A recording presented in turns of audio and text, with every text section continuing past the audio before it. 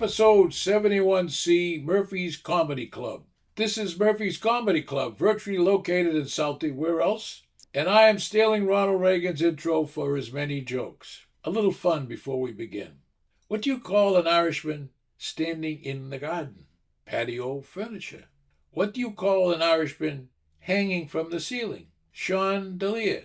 What do you call a bulletproof Irishman? Rick O'Shea. Have you heard the one called Paddy Murphy and the Chemical Fire? One night, outside of Mallow, County Cork, Ireland, a fire started inside the local chemical plant. In the blink of an eye, it exploded into massive flames. The alarm went out in all fire departments for miles around. When the firefighters appeared on the scene, the chemical company president rushed to the fire chief and said, "All our secret formulas are in the vault in the center of the plant. They must be saved. I'll give 50,000 euros to the fire department that brings them out intact."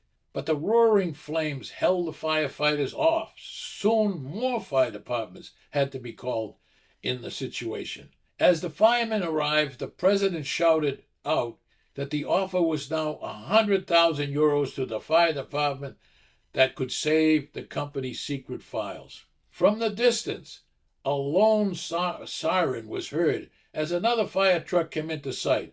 It was the rural Buttevant Township Volunteer Fire Company, composed mainly of men over the age of 65. To everyone's amazement, the little broken-down fire engine roared past all the sleek newer engines that were parked outside the plant. Without even slowing down, it drove straight into the middle of the inferno. Outside, the other firemen watched in amazement and disbelief as the old-timers jumped off right in the middle of the fire and fought it back on all sides. It was a performance and an effort the likes of which had never been seen before. Within a short time, the old-timers had extinguished the fire and saved the secret formulas. The grateful chemical company president announced that for such a superhuman feat, he was upping the reward to 200,000 euros and walked over to thank each of the brave firefighters in person. The local TV news reporter rushed in to capture the event on film, asking the fire chief, "What are you going to do with all that money?" "Well," said Paddy Murphy, the 70-year-old fire chief, "the first thing we're going to do is fix the damn brakes on that damn truck." Have you heard the one about Paddy Murphy and the school teacher? A teacher told her young class to ask their parents for a family story with a moral at the end of it and to return the next day to tell their stories. In the classroom the next day, Joe O'Hara gave his examples. First, "My dad is a chicken farmer. One day we were taking lots of eggs to the market in a basket on the front seat of the truck when we hit a big bump in the road.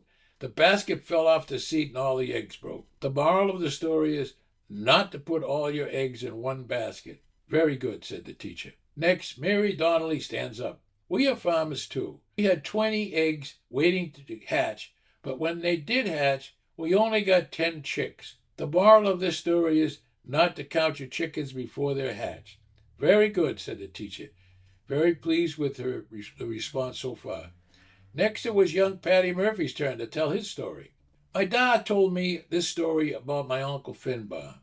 Uncle Finbar was a flight engineer in World War II, and his plane got hit. He had to bail out over enemy territory, and all he had was a bottle of whiskey, a match, a machine gun, and a machete." "Go on," said the teacher, intrigued. "Uncle Finbar drank the whiskey on the way down to prepare himself. He landed right in the middle of 100 enemy soldiers. He killed 70 of them with his machine gun until he ran out of bullets.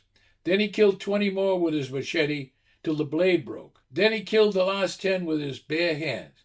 "Good heavens," said the horrified teacher. "What did your father say was the moral of that frightening story?" Paddy said, "I don't know the moral, but my dad said, 'Stay the hell away from Uncle Finbar when he's been drinking.'" Have you heard the one about Father Murphy and the jackass? Father Murphy was transferred from County Cork to Texas. Father Murphy rose from his bed one morning. It was a fine spring day in his new West Texas Mission Parish. He walked to the windows of his bedroom to get a deep breath of the beautiful day outside. He then noticed there was a jackass lying dead in the middle of his front lawn. He promptly called the local police station. The conversation went like this. Good morning. This is Sergeant Joe Jones. How might I help you? And the best of the day to you yourself. This is Father Murphy from St. Anne's Church.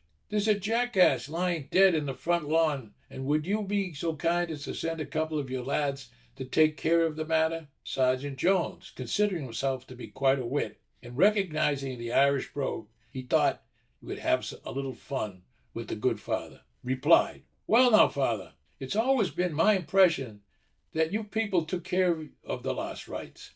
There was a dead silence on the line for a long moment. Then Father Murphy replied, Aye, 'tis certainly true that we are also obliged to notify the next of kin first, which is the reason for me call. This is Rod Murphy. Thank you for viewing or listening to my podcast episodes. I really appreciate it. If you liked it, and if you so choose, I ask you to send a good review and or refer a friend who might be interested in this Old Boston podcast series. Again, my thanks.